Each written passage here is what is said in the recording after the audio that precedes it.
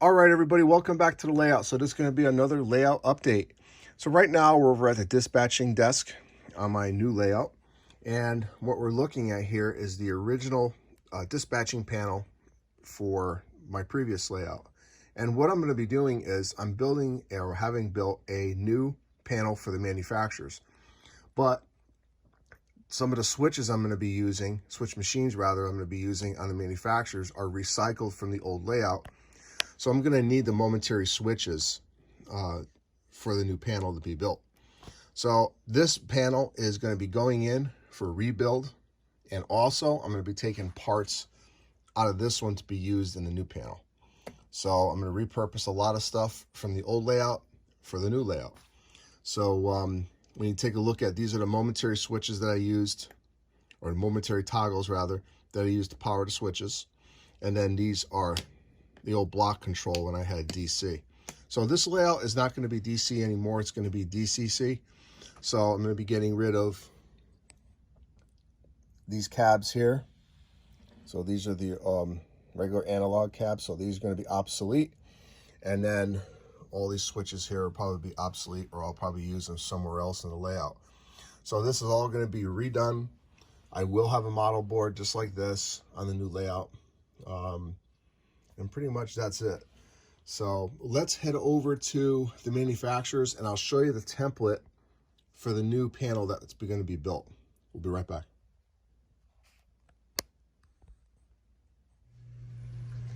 All right, everybody, so we're back at the manufacturers, and what I wanted to show you was the actual prototype for my panel to control the switches. Now, I mentioned earlier that some of these switches are going to be powered because of the distance that I cannot reach them to throw them manually. But since this layout is considered yard limits, the crews will be able to switch their own switches without any dispatcher, authorization. So if you take a look at what I got going on here, this is just a printout. There's a couple of changes that are going to be made. This year is going to be taken out, but this is going to be the size of the actual panel. Now, these circles down here are exactly where the switches are going to be, the toggles, and these are all the switches. There's a typo. I'm going to have M1 through M5. There's two M2s accidentally, so that was my fault, but that is already corrected. So you can actually see where the trains come out of Collett Yard, right? They come on the Bell Dock branch all the way down to Bell Dock Yard. And then that's track 1. Track 2 is the manufacturers. So if you take a look at that, and their switches are denoted by the letter M. Crossovers, I got crossover 1, crossover 2. Bell Dock 1, Bell Dock 2, AP siding. AP siding is right there where the Rutland car is. All right. So the other thing, these circles here are going to be the bipolar LEDs. And what that means is when the switches are aligned in a normal position, they're going to be green. And if I reverse the switches, they're going to be red. So now what determines if a switch is normal or reversed? That is determined by the railroad and what is normal for the railroad. So all that will be determined once I get all these switches wired up. But for the most part, obviously if this is green, this Y switch here, I know that I can come down here. Now if this switch is red, I know that this is the diverging route and I'm going to be going into AP siding. So as a crew works through the layout, they have to make sure that the actual switches are thrown correctly. And what I did on my old layout is I actually normaled all the switches, before I shut it down. So, and of course there's some switches that are going to need a dispatcher's permission, but this is going to be on the big expansion that I'm doing on Huntington and Hartford, or the former Huntington and Hartford Railroad. So that's what I'm doing here as far as the panel. Now the panel should be coming soon. I estimate by the time I get the panel and get it wired up, I'm realistically, before the end of summer, I'll have my first op session on this layout.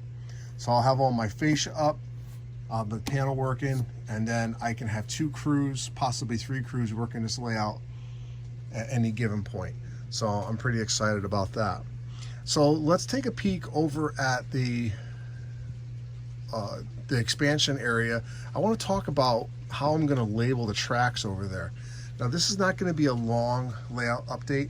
I just came back from a quick vacation, and I have to start getting back into working down here on the layout. So this layout update is not going to be what I wanted it to be.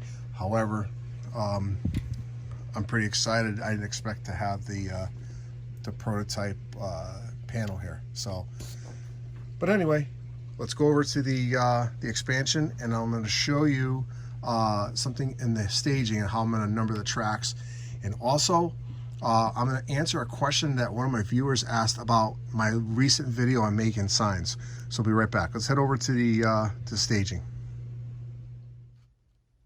All right, guys, so this is the original track plan, or a copy of the original track plan that the previous owner made.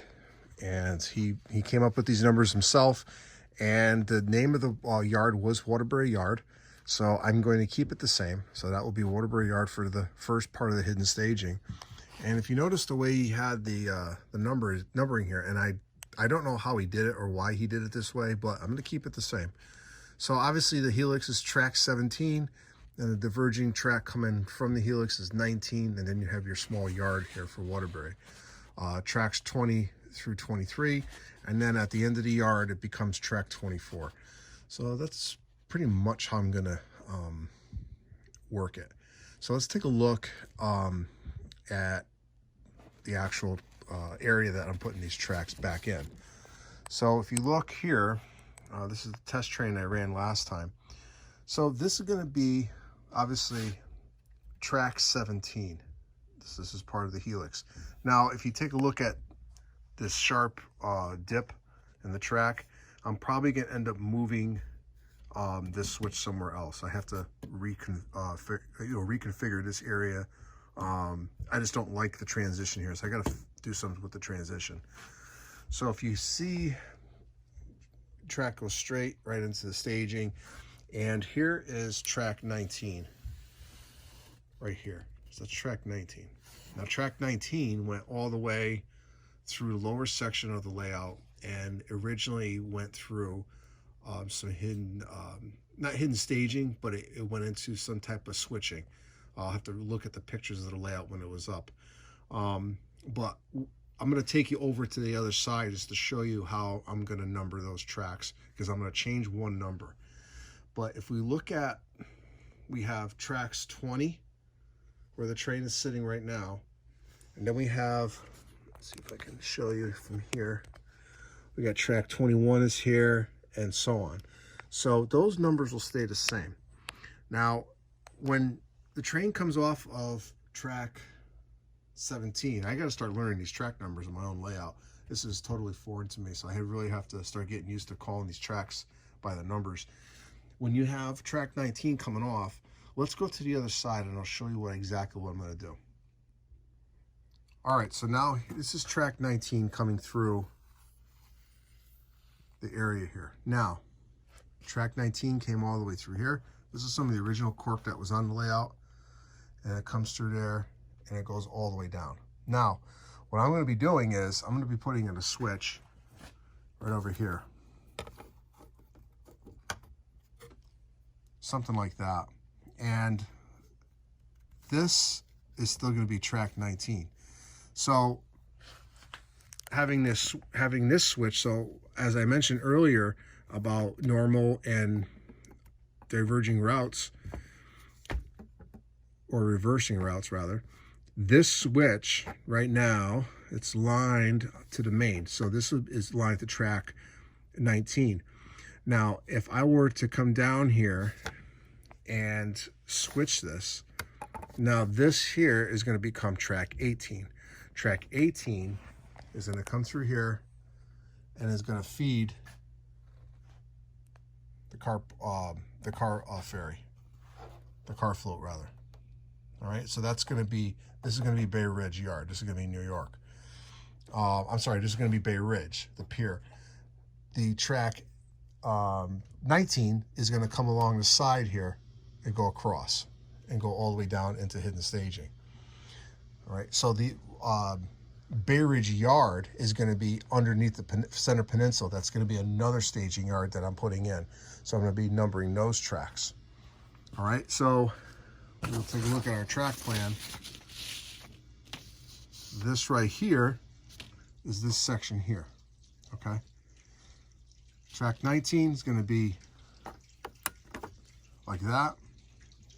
This is track 19, track 18. All right, let's see what else. So now we got those figured out. Now the other side, let's take a peek at the other side really quick. It's not much to see there, but I'll show you what I'm going to be doing. We'll be right back. Okay, so this is good. This is the old Hartford yard. All this is coming up.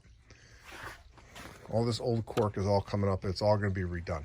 Now, what I'm probably going to end up doing, I decided I'm pretty much going to keep the same track plan. I really like the way Bob set this up, and I'm going to keep pretty much the same track plan. I may add a couple tracks in there, but for the most part, it's all going to be the same. Underneath here, I'm going to raise this a foot. Underneath here, as mentioned earlier, I'm going to put hidden staging. So track 24 is going to come all the way around here. Underneath here, there's going to be 10 tracks of hidden staging, and they're going to be about 15 feet long. So I'm going to have a pretty good area to store a lot of my trains, which is good because I have tons of rolling stock that I really don't know what to do with. But now that I have staging, this layout is going to be pretty cool once I get it all wired up. My original deadline to have this up and running with the staging was, in a few weeks, but I'm not going to make the deadline. So I am resetting my deadline to have the hidden staging done on this layout before the end of summer. So I'm going to have this raised up, have the hidden staging in and running, and then a year from now, I want this layout operational. So that's my goal. So as soon as summertime hits, I want a year from now, I want this layout operational. It's not going to be scenic, but at least I'll have trains running. I did order my NCE 5 amp system. Right now I'll be running a power cab just to test it, but I did order the 5 amp system, and of course it's on back order because of the chip shortage. So as long as it's on order, I'm good with that. Now, let's see what else I got to talk to you about with this layout. I think that's pretty much it as far as hidden staging. So I'm going to continue naming these tracks. I have tracks on the main line 1, 2, 3, and 4, and that's prototype. But I'm going to continue with the numbers all the way down, and I'm probably going to start with 25, 26, 27, 20, all the way through. So again, there's going to be 10 tracks. I'm going to have 5 tracks on one side. I'm going to have the vertical supports, and I'm going to have 5 tracks on the other. So we're going to have an inbound yard and an outbound yard for staging. So it's going to be a simple staging yard, just made up of ladders and then the loop underneath the roundhouse area and back through. But one thing I do want to show you on the Waterbury yard, there's 2 more tracks that were there, but they never had numbers, but I'm going to put numbers on them. So let's head over to the Waterbury yard once more, and I'm going to show you that area where the tracks are going back in. We'll be right back. All right, so we're back in Waterbury yard. If you notice, you can see where there was some tracks here. And if you follow this board, and I remember pulling this board out when I disassembled the layout, and I didn't realize there's tracks back here. And then I looked at an old picture of the Huntington and Hartford area, and there was trains in there. There's the bumping blocks, and there's the simple bumping blocks, just pieces of wood. So those tracks are going to be tracks 15 and 16, and those are probably going to be reserved for maintenance away equipment or some things like that, because they're a stub end track. It'll be something I can just put a work train in there, or a wire train, or a ballast train or something. But I think tracks 15 and 16 will be dedicated to maintenance away. All right. So this is pretty much it for the update on the expansion. Now what I want to do is we're going to go over to the industrial area. I want to talk about signage because we had one of my viewers was asking questions about signage and cardstock's thickness. So I want to talk about that because it was actually a great question. So let's head over and we're going to look at a couple structures that I built. We'll be right back. All right, guys. So Paul Robinson sent a message to me regarding everyday thickness of actual cardstock, and can I use it basically? And the answer is yes. But there's different applications for different thicknesses, and the thicker you go, you may have to change up a couple different things on the signs. But let's take a look. And I think that Rosario's Metalworks is a great example of using different thickness of cardstocks. Now, and I brought another building as well. So on the video I just put up on making realistic signs, I used a piece of manila folder for that thickness. And I usually use that if I'm making some type of metal sign.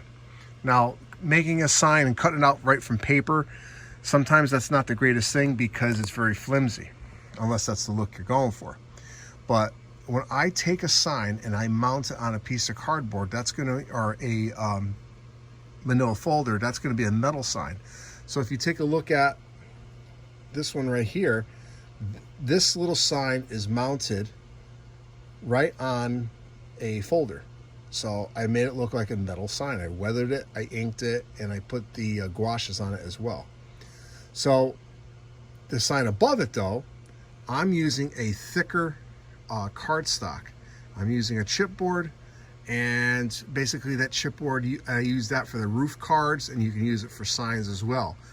But once you go and use a thicker piece of cardstock, what I recommend, you don't have to do this, but what I recommend is I put a little border across it. So it looks like a wooden sign, or this actually could be a metal sign too. But I finish it off with a nice wood border. Now this one here, I use 2x4s alongside the border. Obviously I weathered them, and then I glued them on. And there's a little lip along here. You can do it that way, or you can do it this way. Now, what I used was 3/64 square strip wood, and I used regular, same cardstock, but I just put a different frame around it. And it just adds another layer of realism. And the same with these as well. If you ever see me do a billboard like this, that's kind of like my signature move. I always put a border around my signs. So, you know, I like to make it look somewhat realistic. And again, on this side, I did the same thing with the signs. Now, if you remember when I built Midnight Auto Parts, sorry about the focusing, same technique as I put this on a piece of manila folder, and then same here for this yellow sign, but for the roof, for the little billboard, I used a regular piece of chipboard. There we go. And then I put the wooden sign, I put the wood borders around it. Now, if you're using chipboard, what I recommend you do, on this one I didn't do it. I kept it the same color as the chipboard. But on these, let's see if I can turn this building. This building's not glued down yet. I added a regular black paint to the back of the cardboard, and it just hides the cardboard feel to it. All right. So that's pretty much it on the signs and using different thicknesses of cardstock. It all depends on what you're trying to achieve as far as your look goes. But the thicker you go, just keep in mind you may have to change up your technique a little bit versus a wooden sign and a actual metal sign. So I hope I answered your question. I do appreciate everyone's comments. When you do comment on my videos, I try to respond to every comment that comes through. If I don't have the answer, I'll find the answer for you. So this is going to wrap up this layout update. Like I said, I just got back recently from a trip, So I haven't been spending a lot of time down here, but I have to start. And the next layout update you'll see, you're going to see some new layout lighting going up on the expansion. So if you haven't already, please check out my videos, my other selection of videos that I have. I have a whole series of how to build Craftsman kits and layout updates and prototype running from actual trains. I do have some more Railfan videos coming up this month. So if you haven't already, please consider subscribing. We also have our own Patreon page now. If you'd like to support the channel that way, that's great. It's not required, but every little bit helps. So this is Ron New Haven Rails. I appreciate you watching my videos. And if you like this one, give me a thumbs up and hit the bell so I can be notified when I have other new videos coming out. So again, it's Ron New Haven Rails. Have a great night. Have a great weekend. Happy railroading, everybody. And I'll see you at the next layout update.